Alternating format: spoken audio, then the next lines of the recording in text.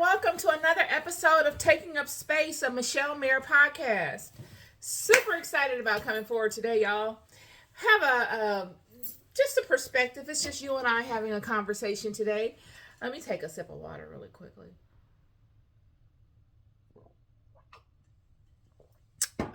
Okay. So, I was thinking, why not now just come forward with something useful that someone can benefit from, right? So today's conversation that we're going to have today, it's just going to be a conversation. So I might touch upon a number of different things, but for the most part, I'm going to lead with respecting yourselves enough, respecting yourself and God enough to not overpromise. Friend, I am big on that. I can recall, because there is an aspect of myself that is a people pleaser. I like to please people. You know, it's hard to get into my circle, but once I've allowed you in, there's really nothing I won't do for you. So I really love the people that I have in my circle, and I want them to be happy. I'm a giver. I am a giver by nature. I'm not one of those people that come into your life and I just take. You know what I mean? I just got all these requirements and I want to get what you have. I don't hook up with people because of a benefit.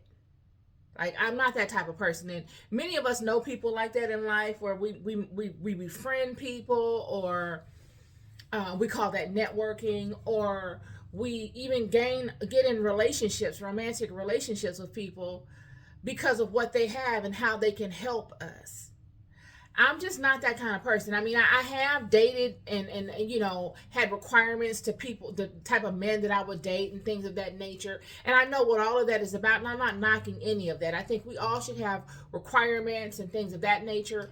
But as far as outright going for people that can just help me at this stage in my life, I'm not really there.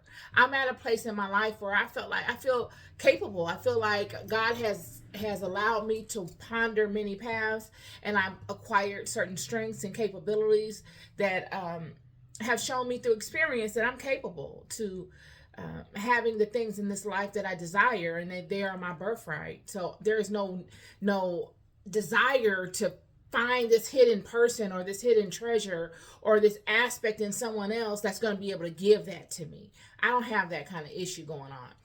So because I'm a giver, and I just want to pour into people, and I want to help those people that I love, and people that I know that may be struggling with some of the things that I've struggled with in my life along my path, I give freely. And that's why I'm so really critical as to who I allow in my circle, because I could pour into the wrong vessels that I'll just exhaust myself in pouring into. But I've learned along the way, having come to that conclusion, and being very particular as to who I have around me, because I learned myself enough to know certain aspects of myself, that I have to be able to say no. I got to learn the art of saying no, I'm not going to do that, or not making agreements because they sound good in the moment. Because a lot of times we get in the moment, if you're a creative person like myself, you'll get in the moment where you'll be in this creative space, and it'll be like, you'll be on your path doing one thing, and then another idea will come up based upon what you're doing, and you'll be like, wow, I could start doing that too. And before you know it, you've made all these agreements in spirit to do these things, because you make the agreement in spirit first. The agreement is not made with the person initially. I mean, unless someone comes upon you and says, let's do this together. But if you're creative and you're pondering your own thing and your own creative venture, whether it's building a business, whether it's forecasting out on things that you're going to do within a job that you could do in a creative way, and you're going to management and you're saying, I'd like to pitch this idea to you, how we could conquer this situation in a better way, whatever it may be, you first come with the idea, and the idea itself is the spiritual portion of things. It is the idea that is the spirit portion, because where does that idea come from? Where does that thought come from? Is that uniquely yours? Was that something that you came up with? Or is there a certain dynamic going on in the unseen realm that has sent that thought to you based upon your own experiences and based most importantly on where you are right now? Or were at that time that thought came. So the thought, the agreement is based upon a thought, and the thought comes from spirit. And as you know, we all are bombarded with thoughts daily. So if we get moved back and forth by all the various thoughts that come upon us, just a moment ago before I did this video, you guys, I was sitting here thinking, why am I doing these videos? I was discouraged just a moment ago. I'm being very transparent with you. I have no lies for y'all. One thing you'll get from me along the way is that I'm going to be 100% transparent with you. I was sitting here thinking, why am I even coming on with these videos? Like, why do I even do this? Who am I to discuss these things? Even though I have a love for this and I have pondered these things and they're all actual and they're all true, who am I? What makes me any different from anybody else? And I've rested in that for a moment. I wallowed in that feeling and I let it go. I let it come and it passed. And as it passed, another thought came upon me and said, well, why aren't you worthy to come forward and offer up your perspectives? If you're just like everybody else, why aren't you worthy? What makes you disqualified outside of you disqualifying your own self? Nonetheless, the agreements, and it is imperative that we limit our agreements that we make, whether with ourselves, especially with God, especially because, like I said, the agreement is done in spirit first. If God blesses you with something, with a gift, an affinity, God has given it to you to offer it up into the world. That is what we are here to do. We are here to receive and to act. That is our creation. That was the agreement that was made between us and God. God said, I will form you in the fashion of me, and I will breathe the breath of life into you, which will animate you. And my spirit will always be with you. That spirit is like an anchor. It's like a magnet. And it attracts all that God has for you in this life. It attracts all of the information you need, that you need to act upon in the world. You have hands, you have 10 fingers, some may have more, some may have less. And you got two legs. You have a heart, you have a mind, you have a mouth. All of this equipment that we see is what was given to us to make change in the world. If it wasn't so, we wouldn't have been given it. It is your job to take what Spirit gives you and to manifest it into the world. By voice, by hand, by thought, all of these faculties work in tandem with one another to express itself in the world, to express whatever it is that God has put into your mind and into your heart, to create it, to take it from a thought, to manifest it in the physical and birth it into the world. Yet if you don't respect this process, if you don't respect yourself enough to first focus in on what it is that you want to do, get some organization, and focus in on, okay, I got all these thoughts going on. I need to focus in on one or two things at a time until I really get good at it. Then I can start focusing more on different things. But in the beginning, it's either one or two. And in order to do that, I need to limit my agreements.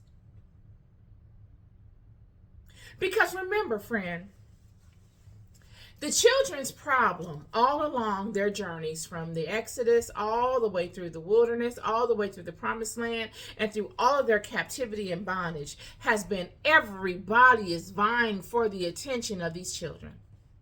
That has been the main hang up and snare of these children along the way. I don't care if you are a Muslim and you believe in Muhammad and you bow to Allah, the scripture is, the storyline is roughly the same. These people's problem all along has been that they have been bombarded by the desires of others. Everybody wants the attention. Everybody wants to project their ideologies on the children. Everybody. And because of that, the children have lost their way. They have made all of these other outside agreements. They have sacrificed the main agreement that they made with the God that is within them, the Father that rests within them. They have sacrificed that. They have pushed that down. And they have allowed all of the other chatter, all of the other desires, all of the other people's needs and wants that they have walked their way through on their way to their promise to make them silence the God that is within them. This is why you got to respect yourself enough to limit your agreements. I don't think we take our agreements seriously enough. If you scroll social media or if you look around you in everyday life, you'll hear people, everybody has an opinion. Everybody got an opinion. Everybody got an opinion. And this is another hang up that the children had. These opinions are just like the chatter that comes upon them and distracting them from focusing on their main goal.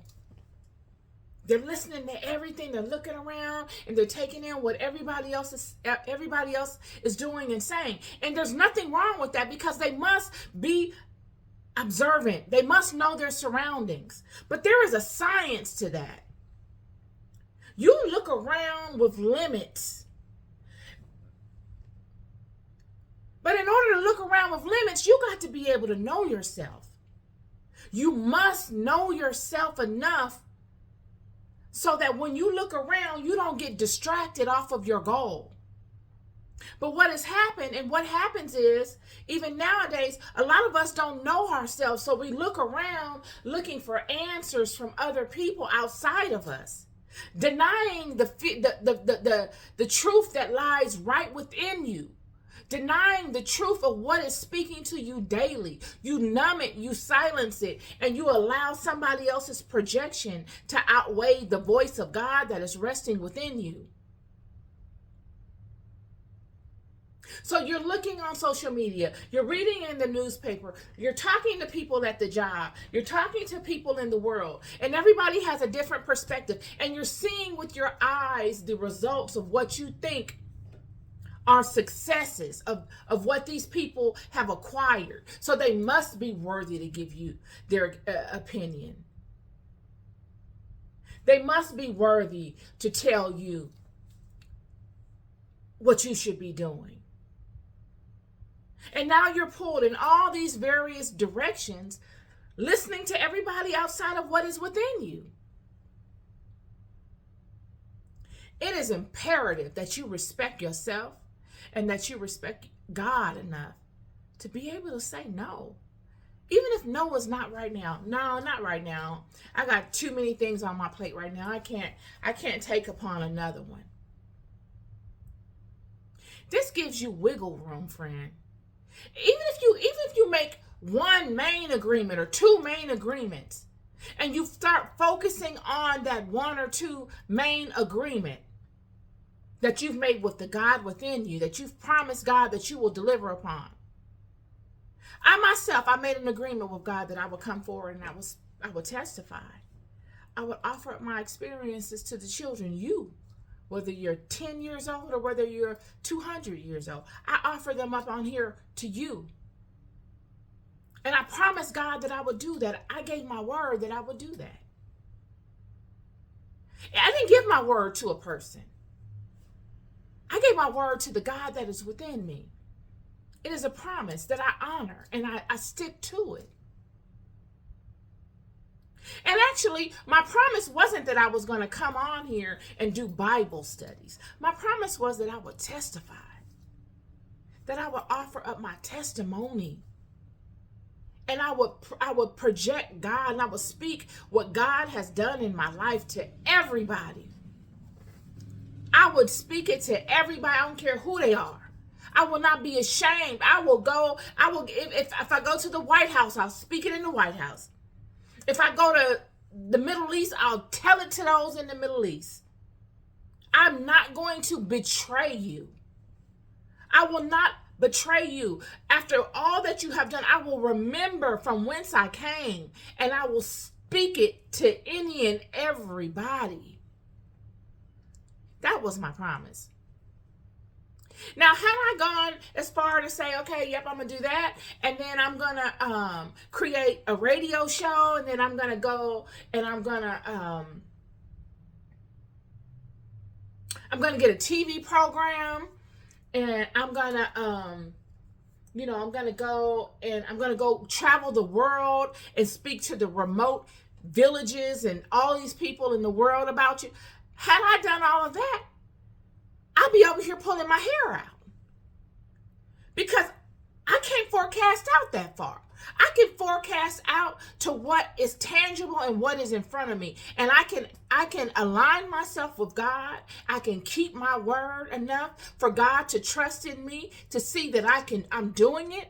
And I can allow God to open doors for me as I go, giving me wiggle room to pivot and to say, okay, I'm doing this. I've gotten in the rhythm of testifying now. Wow, I have another idea that has come upon me that I really would like to do. Now I can begin doing that, branched off of this one promise. But you let the world tell you, they'll say that you should be promising more, that you're not living to some expectation, which they don't even have an idea what that expectation is. No one can tell you anything about your life.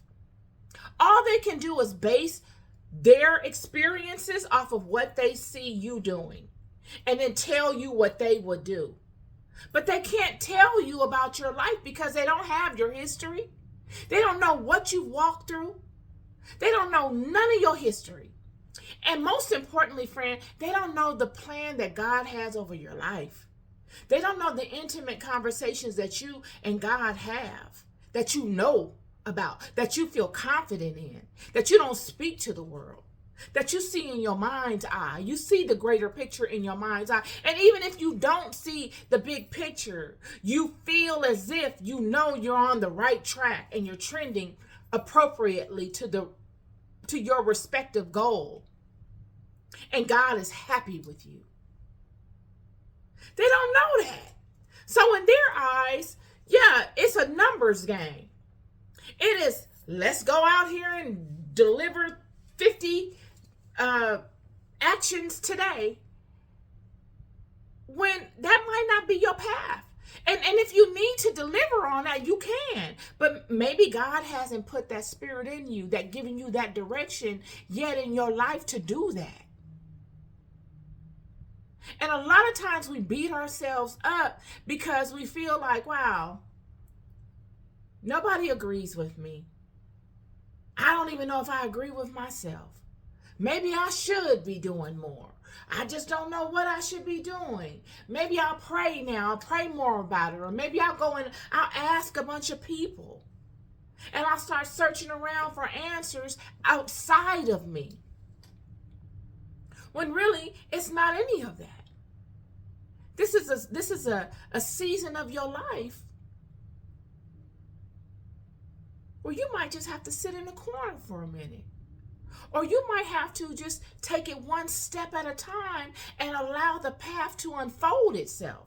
And that anything you do to force it to unfold itself only puts you further in a repetitive cycle back to the same place. You're just doing stuff that gets you nowhere.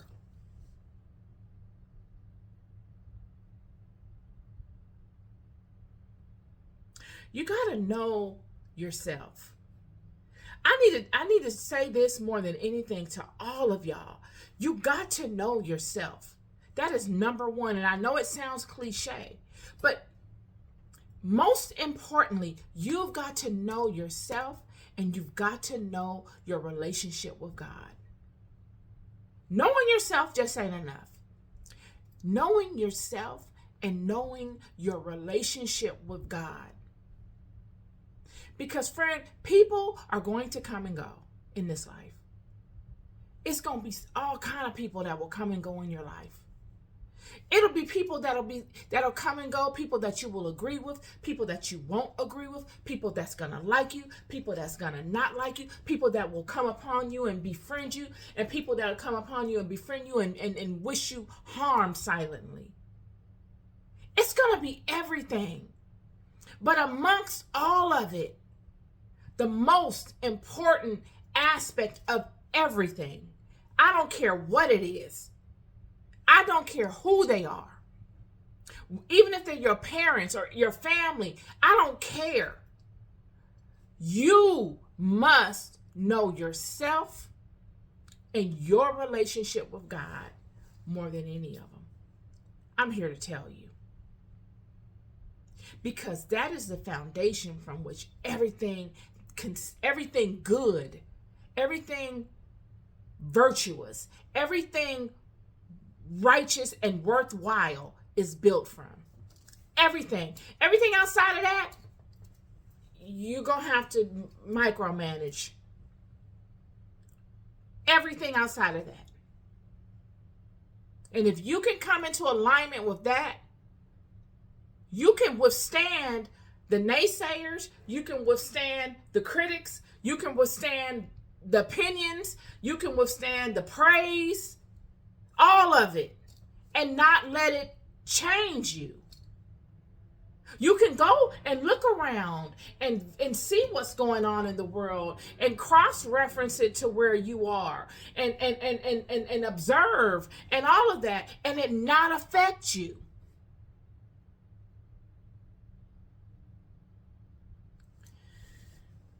That's number one that I want to get out, is being able to say no. Limit your agreements, because your word is your bond. You make a promise to God, you need to be able to uphold that promise. Not halfway. You uphold that thing all the way. And you watch how God upholds his promises to you. I have lived it. I'm telling you. God will honor every promise he has ever given you. Every single one of them. God will align closer and closer to you. Because he sees. Because honoring agreements, friend, is a consistent thing. That goes to show that you got me on your mind enough to keep your word. You promised me that. And even though I thought you might have forgotten it, just to get your temporary need met, you've honored that. Today, right now, you are still coming forward and flowering out, blossoming out in many different directions upon that one promise. All of which I come forward with today, all of my stuff that I'm coming forward with is birthed from that one promise. I don't have to make a whole bunch of different promises. I made one promise that gave birth to many different things.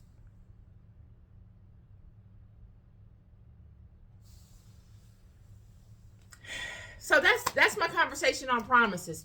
Keep your promises, but in order to keep your promises, you must limit them. You must limit your agreements. And it doesn't mean that you're being selfish or you don't want to be bothered or anything like that. It's because you respect yourself and you respect God enough and you respect your word enough. And most importantly, you respect that other person enough to say, I can't do that. I respect you enough to not lie to you like that and falsify something just for a temporary need being met. I don't do that. So you won't get that from me. But what I will say to you is that maybe another time when I've gotten a bigger handle on this situation. And that might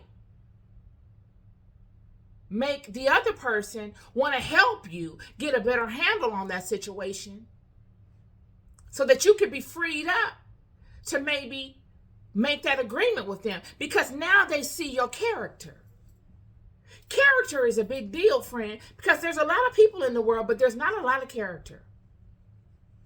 There's not a lot of character. And the longer I live, the more I see that. There's a lot of people out there, but there's not a lot of character. So when you come across people that have good character and that are in agreement with you, that actually like you, those two are what you call a blessing. That's a blessing. That's a gift, because you don't get that a lot. So if that person actually says, you know what, I can't do that right now. I'm really focused on this one thing that I'm doing, and I don't want to, I don't want to lie to you and tell you that I'm going to be able to do that, and I'm not going to be able to fulfill it. But maybe in a later date, after I've been able to get a better handle on this, I'll revisit that with you. I'd like to keep in touch with you. That is a door. That is something that you can say, well, okay, I might be able to help you get a better handle on that if you have the ability to do it. Now you've gotten a stasis. You have a situation where, dang, you saw something in me that's rare, and now I'm seeing something in you that's rare. We're both looking to fill a need within one another. That's God. Those are the places that God lives at, friend. And the only person that can arrange things like that is God. I'm here to tell you, because the devil, the Satans of the world, showing up don't do them. So that's my conversation for you today. Stay focused. Limit your agreements. Don't be peer pressured and bullied into following what other people do. If that's what they do and it works for them and they're able to do all that, go for it. But my opinion, what you're getting off of this channel is my opinions, and my opinion is limit your agreements, because then when you are able to, that limitation gives you wiggle room and time, the time to move around and say, okay, well, now I'm ready to make some additional agreements on my terms. I don't feel bound and confined to these agreements that I made blindly trying to make everybody happy. Okay? All right, so that's just one topic that I wanted to discuss today with you. Another topic that I want to talk about is, I want to just top off the conversation I had about being an asset over a liability, okay? Real quick, like I said, I've never come on here giving y'all relationship advice, because I struggle in relationships, romantic relationships. I do. I might need to sit down and talk to somebody about some things I struggle with, because that's a whole nother podcast, the because of it, okay? But nonetheless, there are quality men and there are quality women in the world, and both are necessary. A quality man is a blessing just as much as a quality woman.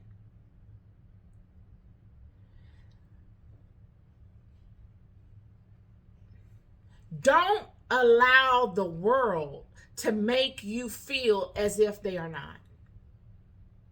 Do not. Don't allow people or anyone to say, it's not worth anything. A quality relationship is worth its weight in gold. Like I said in my last video, a quality woman will come and bless your whole life. Your whole life. Just as a quality man will.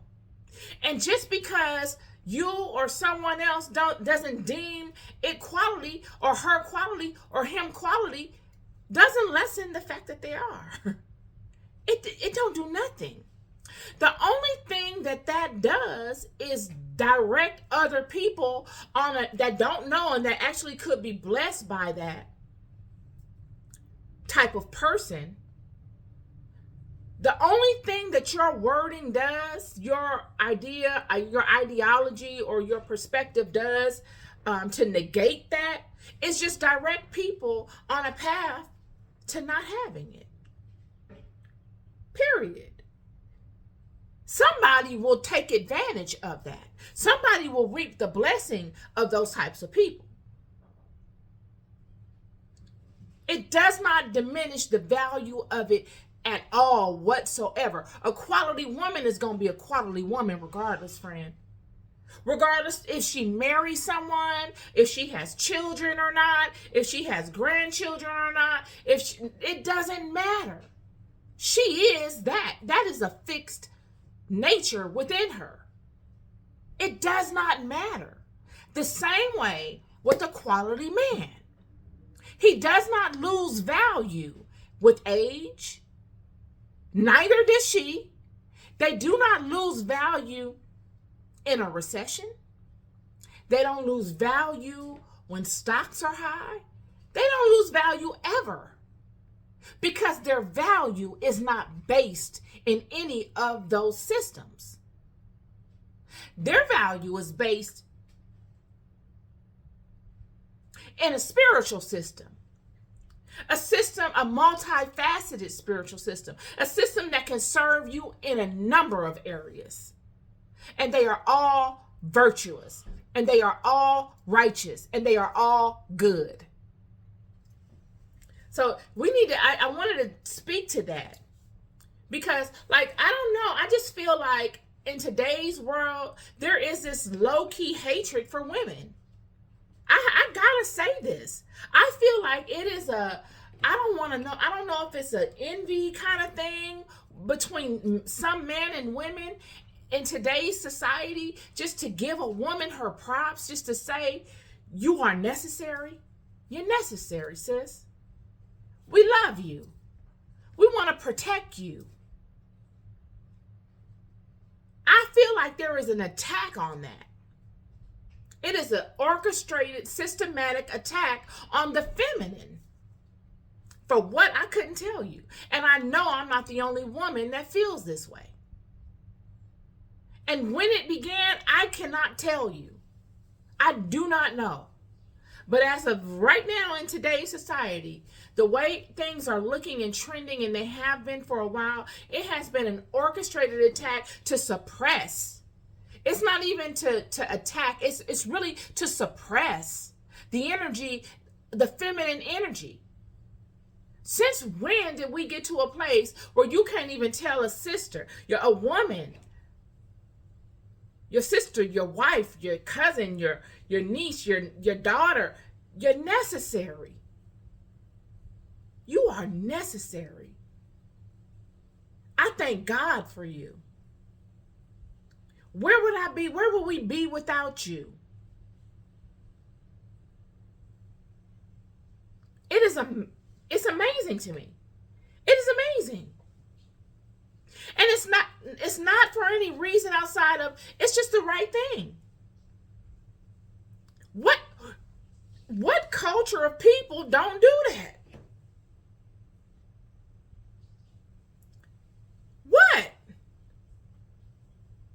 What culture of people don't protect their women?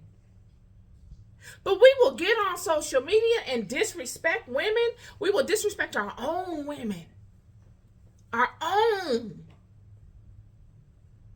It's amazing. It is amazing. There is no separatism. There is no, you're okay, you're not okay. Look, there's a lot of struggles that we face culturally. There are a lot of struggles that we face culturally. And we got to get a handle on. The men face struggles culturally that the women don't face. And the women face struggles culturally that the men don't face. We're all united. We are one unit. We cannot do this without each other. So if you see your sister falling, you pick her up. If you see your brother falling, you pick him up. You don't just knock them back down and say, you're nothing but I'm just going to run through you. And even if she's behaving in that way, there may have been something in her life that led her to it. There could have been, absolutely, more than likely is something that led her to that. When are we going to get to a place where we try to heal some of the brokenness? We've got to own our activities. Because a lot of these children that are suffering are children that are suffering because of what happened in the 80s. That many of y'all that were active and making money, created. That was the black genocide, the crack era. The crack era was the black genocide. Let's be honest. I lived through it.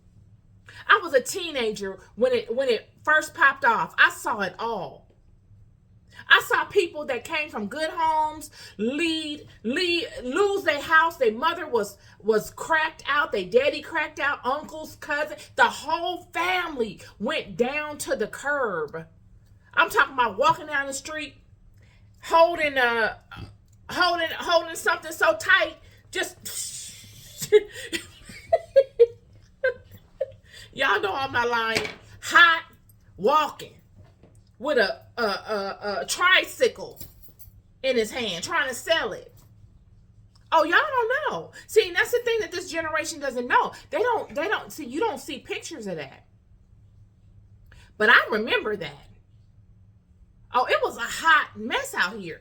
The crack era is what made all of this stuff in the community amongst our people the way it is. It was crack. That nobody can convince me. Because I remember before crack, it was a cultural mecca. It was cultural. It was pride and culture. It was a cultural situation going on, friend. It was pride. It was brotherly and sisterly love. The music was right. It was great. And then crack. And you really can't blame the people that got on it. I'm not here trying to judge nobody. Because I'm sure those people did not know that they would be the way, that it would turn out for them the way it did. I'm sure they didn't know that. But it was to the curb, y'all. It was pathetic. It was bad. And I'm from LA, and I saw it firsthand how it took people down. It took everybody that touched it to the curb. You was down for at least 10 years. I've never seen anybody that got hooked on crack not be on crack for at least 10 years. At least. That crack is a demon. It is a demonic spirit that took over people's entire existence. So literally, we were attacked by demons during the 80s and the 90s. Total demonic possession. Total. And the children that were born from it are a lot of the children's children that we see today. That we say, oh, they just, they're not, I don't know what happened to us, what happened to society, why are we like this? Because of crack. Because of all that crack you sold in the 80s that made you rich temporarily. Because I've yet to see anybody that really was balling out off of selling drugs back then make a career out of it and transition from that into something legitimate without taking a huge L. So it didn't even benefit you. What it did do was destroy the community. And we are actually at a place where we're trying to rebuild from that. That whole era set us back further than freaking Harriet Tubman and the Underground Railroad around this place. For real. It set us back. But we're now on the upswing. So what you're seeing are the residual effects of it. In the community, in the minds of the people. Because the children that were birthed from that have grown up. They in their 40s, 30s. And they have children. And those children didn't get no guidance. Those children have been traumatized. Could you imagine the trauma of knowing that your mom is on crack and seeing that? That's traumatic. That whole life is traumatic.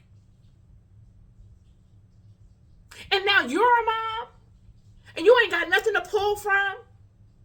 Not you, your mom, your grandmom, your aunties, your uncles, everybody's smoked out. You don't know you don't know how it's supposed to go.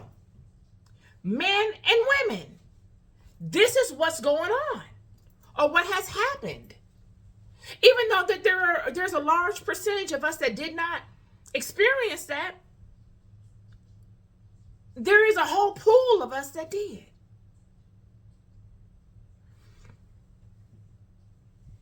And even those that didn't experience that, many of them were affected, whether their parents went to jail because they were selling drugs. You got people locked up right now for life that'll never get out of prison. Been there since the 80s. Because it was the only outlet they felt to have some real money.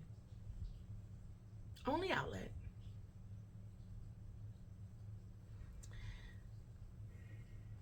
So, I would like to just create a place where we could have conversations and say, you're necessary. You are necessary. And maybe you're going about it the wrong way. Maybe if you change your activities, or if you change the way you're thinking, you could go about it in a different way without condemning anybody. I'm not out here to condemn nobody. I'm not no better than anyone. I live in the inner city. I'm not any different from anyone. I just see things. I've lived through seasons. And I love you. And I want the best for us. And I don't see anybody discussing certain things. So I would like to have even just use the video as a platform to offer up perspectives that you can take and you can begin conversations on. Because we're all truly in this thing together. All of us. There is one love, friend. There is no separatism. There's no better than the next. It's one love. We are all neck to neck spiritually. There is no difference. It's a blessing to have a loving woman by your side.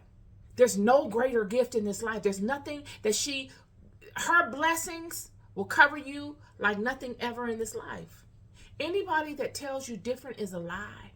They're lying to you. It is a blessing to have a good man in your life.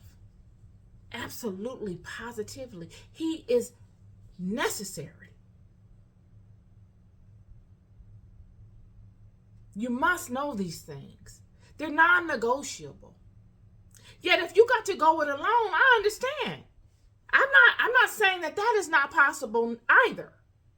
But what I am saying is that regardless to you going it alone or you going in a relationship or a marriage, your value does not diminish either way. You are what you are.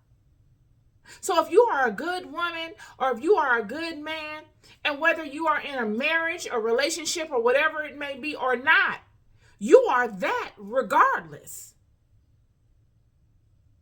Your value does not diminish, and you can be useful regardless. And that is the message here. Just wanted to come on with a perspective for y'all today. You love more than you will ever know. I'll never stop telling you. Of course, you know that. Until the next time, peace and love.